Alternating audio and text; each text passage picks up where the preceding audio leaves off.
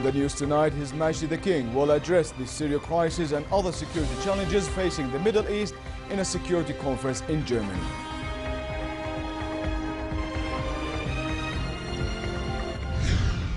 While Western powers are pushing for a ceasefire and increased humanitarian aid access for Syria, Washington presses allies to do more to the US-led military campaign against Daesh.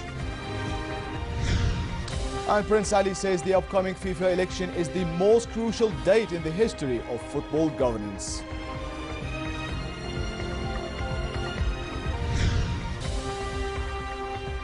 Good evening and welcome to the news at 10. His Majesty the King left for Germany to take part in the 52nd Munich Security Conference that opens tomorrow with the participation of world leaders, defense ministers and other world figures.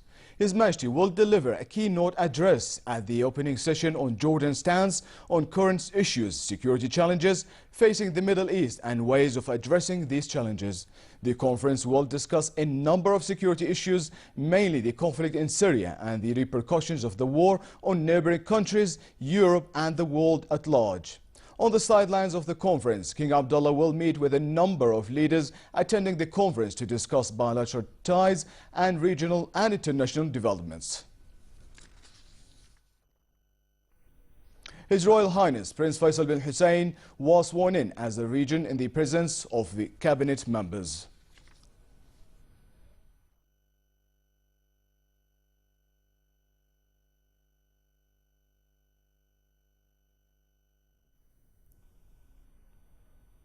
Also in Munich, Deputy Prime Minister and Minister of Foreign Affairs and Expatriates Nasser Jude will take part in a meeting of the International Syria Support Group. The meeting, which will be attended by representatives of 17 countries and 3 international organizations, will discuss proposals on a ceasefire in Syria, access of humanitarian aid and a political solution to the conflict. Prime Minister Abdullah Mansour discussed with Palestinian Economy Minister Abir Odeh ways to forge closer economic ties and pledged Jordan's help to remove barriers to Palestinian exports. At the meeting attended by Minister of Industry, Trade and Supply, Maha Ali, the Palestinian minister referred to a modest volume of trade between Jordan and Palestine, which she said was below the aspired levels. She also stressed the need to enhance bilateral trade and reinvigorate the joint Jordanian-Palestinian Higher Committee. Odeh also pointed to the hurdles imposed by Israel on Palestinian exports. The Prime Minister reiterated Jordan's support to Palestinians in economic, trade and other fields, pledging to help remove restrictions and address challenges facing Palestinian exports at border crossing points. The UN Human Rights Investigator for Gaza and the West Bank called on Israel to investigate excessive force used against Palestinians to prosecute perpetrators. Israeli forces have killed at least 157 Palestinians and 27 Israelis also died in the past months of violence. The latest victim of Israeli fire was 15-year-old Omar Madi, who was killed by troops at Al-Urub refugee camp near Hebron yesterday. Palestinian mourners took to the street of the West Bank refugee camp to bury the teenager who was shot for throwing stones at Israeli vehicles on a road. In a final report to the Human Rights Council, Makarim Wibi Suno, the UN Special Rapporteur on Human Rights in the Palestinian territories, said the upsurge in violence is a grim reminder of the unsustainable human rights situation in the occupied Palestinian territory.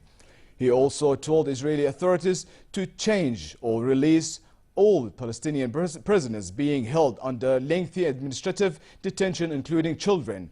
Israel's foreign ministry dismissed the report as biased. The UN envoy announced his resignation from the independent post last month, effective March 31st. He accused Israel of reneging on its pledge to grant him access to Gaza and the West Bank. The UN Secretary of State John Kerry and Russian Foreign Minister Sergei Lavrov met in Munich in an attempt to breathe new life into Syrian peace efforts. Kerry is pushing for a ceasefire and increased humanitarian aid access at the meeting of the so-called International Syria Support Group. But with Moscow backing a government push for a military victory, opposition delegates and Western officials see little hope of a diplomatic breakthrough. German Chancellor Angela Merkel said every effort must be made to try to secure peace in Syria. Here's more. U.S. Secretary of State John Kerry says time is running out for war-torn Syria. He's leading a diplomatic push in Munich for revived peace talks. But as fighting continues, and with Moscow backing the Syrian government for an all-out military victory, there appears to be little hope of a breakthrough. After the latest Russian assault on the divided city of Aleppo, tens of thousands of refugees have fled to the border with Turkey, where they remain cold and hungry. Ankara has yet to decide if they should be allowed to cross. Already, 2.5 million refugees from Syria have entered Turkey since the Syrian civil war began 5 years ago. Turkey's government is balking at taking any more. But the displaced keep coming, and the war rages on, with disparate factions, rebel groups, and the Syrian government fighting for control, leaving John Kerry and other world leaders with few options for any kind of diplomatic settlement. The United States pressed allies to contribute more to a U.S.-led military campaign against Daesh that it says must be accelerated. U.S. Defense Secretary Ash Carter started talks in Brussels with more than 24 defense ministers, including from Saudi Arabia, which renewed its offer potentially to send troops into Syria. Carter's push came a day after France demanded that Washington show a clear commitment to resolving the crisis in Syria. Carter sought to draw a line between military and diplomatic efforts. We have accordingly in the United States done more, much more, to hasten our part of the campaign and our leadership of the campaign. And we're looking for opportunities to do yet even more. But the campaign will go even faster if all of the nations in this room do more, too. We will all look back after victory and remember who participated in the fight. In Syria, Kurdish-led fighters aided by Russian bombing captured a rebel-held former Syrian military airport near the border with Turkey. The Syrian Observatory for Human Rights said heavy fighting took place between Kurds and Syrian insurgents around Minagh airport, and Russian warplanes staged at least 30 raids against the rebels holding out there. Kurdish fighters have grabbed a string of villages that rebels have been forced to evacuate to confront advancing Syrian troops coming from the south. 65 Syrians displaced by the war in their country crossed the border into Jordan in the last 24 hours. Dozens of Syrians enter the kingdom daily as the humanitarian crisis persists, with no end in the sight to the 5-year-old conflict. A source at the Jordan Armed Forces Arab Army said border guards escorted the newcomers and provided them with the necessary aid before transferring them to refugee camps. It said Royal Medical Services personnel treated the sick refugees at the border medical centers. Iraqi Prime Minister Haider al-Abadi urged the country's autonomous Kurdistan region not to go ahead with a proposed referendum on independence. He told a news conference in Munich with German Chancellor Angela Merkel that Iraqi imports of oil fell to only 15% of the imports 2 years ago. Al-Abadi added that his government had some difficulties and was trying with reforms, economic diversification and new policies. Merkel said low oil prices are a huge issue and announced that Germany will give a 500 million credit to Iraq. The lowering or low oil price is a huge task and obviously a big issue for Iraq's budget situation. What's needed is economic recovery for infrastructure projects in those countries which could be freed from Daesh.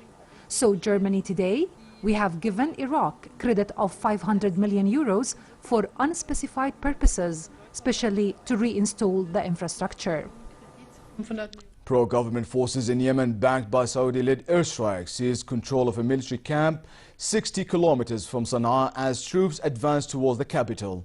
Local officials said pro-government forces seized the Fardat Nahem camp outside Sana'a in battles with Houthi militias, leaving a number of people dead or wounded. Saudi-led coalition aircraft carried out dozens of strikes during the battles in the area.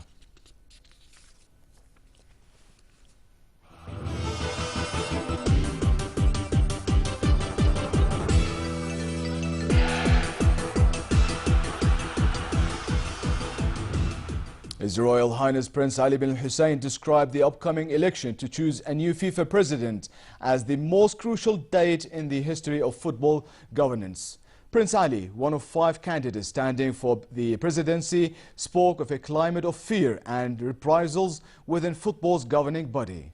He said punishments for disloyal member federations has affected their national teams. In an interview with Reuters television, Prince Ali did not expand on how national teams were giving unfavorable fixtures, but said the practice had extended to FIFA competitions. Referring to competitions, and a lot of times it comes down to confederations as well, and the way that they approach games. It's a common feeling within the footballing world. And it's something that one has to really tackle and make sure that there is no interference in terms of how things are done. This investigation.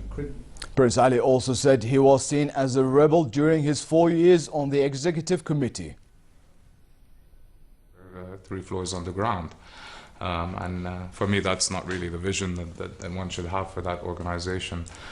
There is a problem where minutes are not published, and even when they are received, they're not accurate, in my opinion. Gael Monfils beat Borna Coric to go through the quarter-finals of the Rotterdam Open in the Netherlands. The Frenchman was made to fight by the 19-year-old Croatian before running out a 6-3, 5-7, 6-2 winner in just under 2 hours.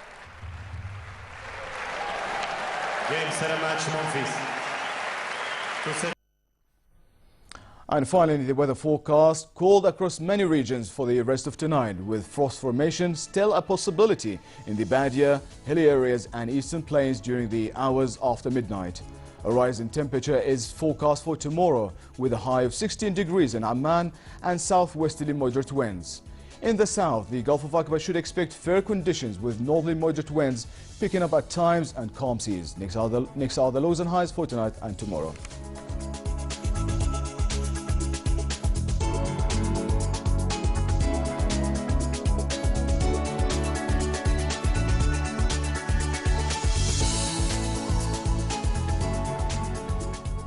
And to close here, our top stories once again. His Majesty the King will address the Syria crisis and other security challenges facing the Middle East in a security conference in Germany.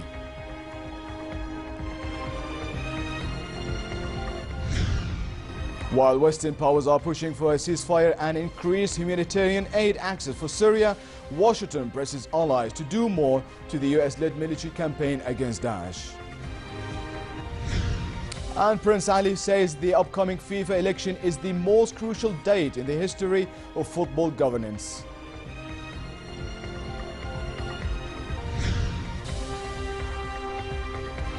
And with that, we come to the end of tonight's news. I'm Lawal Balkar. Thank you for watching and have a good night.